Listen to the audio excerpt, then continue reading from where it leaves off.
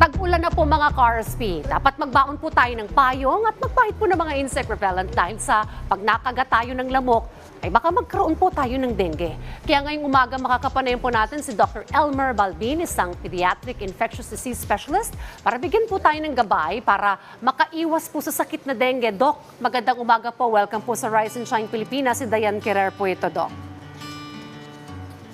Hi, Ma'am Diane. Good morning po. Alright, Doc, pakipaliwanag po sa amin itong sakit po na ito na dengue at ano po ba ang mga pamamaraan din po para makaiwas po dito, Doc?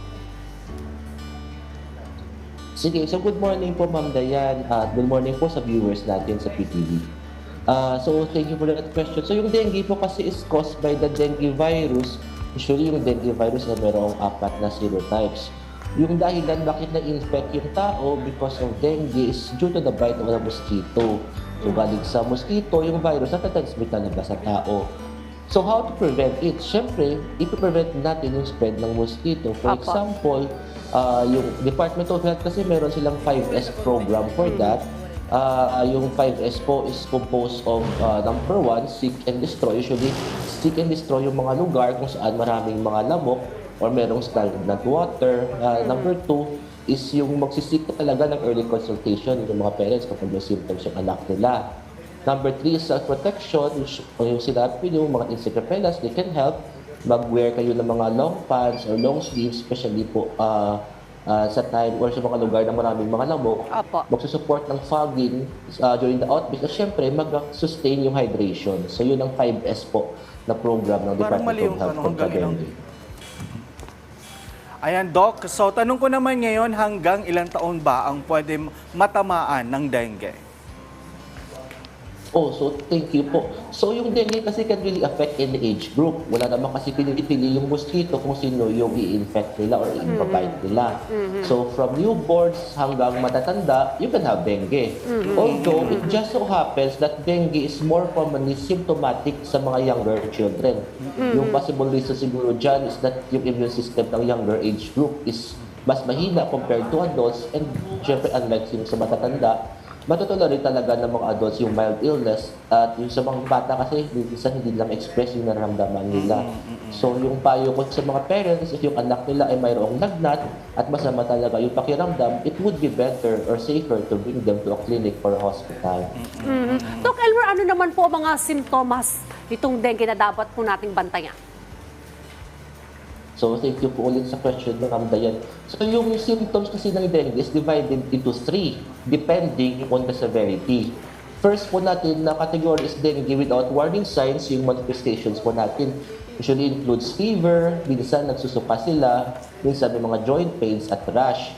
Yung second naman is dengue with warning signs. So, ano po yung warning signs natin? It would include na sumasakit yung tiyan, persistent na yung vomiting, merong signs of bleeding, minsan may nosebleed or nagsusuka ng blood, or minsan yung poops nila or yung lumalabas sa kanila is color black or color red din. Siyempre, minsan parang nahihina talaga yung bata, especially for those with warning signs. So again, if merong warning signs yung anak nila, they should bring them to the hospital. At lastly, yung last is a severe dengue. Yung severe dengue naman is composed of number 1, severe plasma leakage. Yung manifestations dyan, yung tubig pwede pupunta sa lungs, sa heart, even sa abdomen. Number 2 is severe bleeding. Like yung sinabi ko, nagvomit sila ng blood.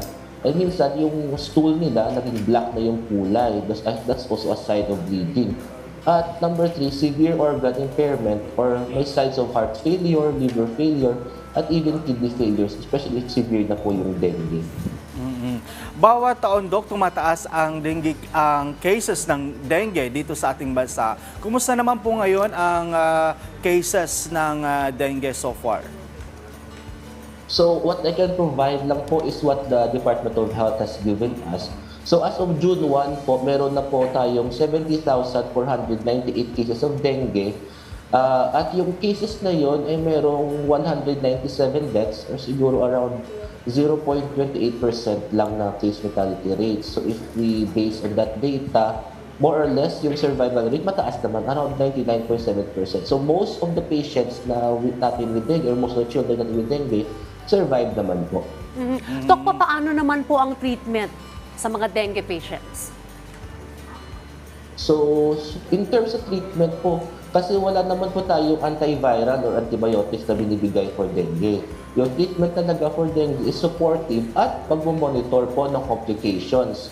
So, again, depende sa sinabi ko kanina, kapag dengue without warning signs naman po sila, usually oral fluid replacement at monitoring ng fever, magsusuffice na yan.